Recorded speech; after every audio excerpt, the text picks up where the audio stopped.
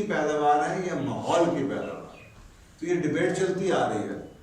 तो finally 60s के अंदर इसके ऊपर बड़ी रिसर्च आई कि जी nature is only 20%, 80% is nurture. मसलन उसकी एग्जाम्पल छोटी सी आपको देता हूँ। एक गंदम है, गंदम का बीज है। अगर तो नेचर, और इस पे दोनों तरह से बड़े आर्गुमेंट दिए जाते थे, लेकिन फिर जब साइंटिफिकली प्रूव हो गया तो फिर ये बात क्लोज हो गया चैप्टर।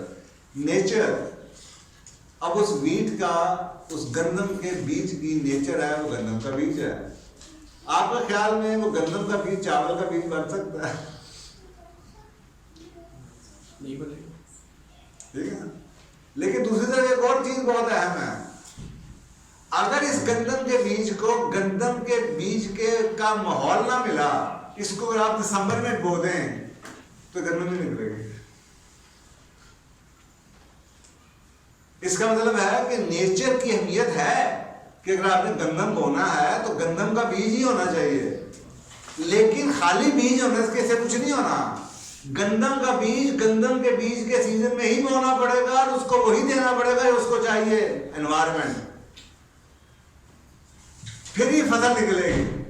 तो ये जो सब्जेक्ट है ये एपिजेनेटिक्स के नाम से जाना जाता है, काफी मशहूर। तो इसी तरीके से जो बच्चे हैं, ठीक है, माँ बाप की अगर कुछ ना हो तो माँ बाप की आदतें वो अपनाते जरूर हैं, लेकिन अगर उनका माहौल ऑपोजिट हो जाए तो वो माँ बाप की बुरी बातों को छोड़ भी सकते हैं।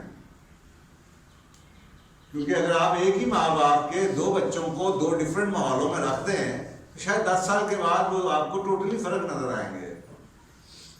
शक्लें अगर एक जैसी भी रहेगी माँ बाप की वजह से तो शायद आदतों में टोटली फर्क होंगे।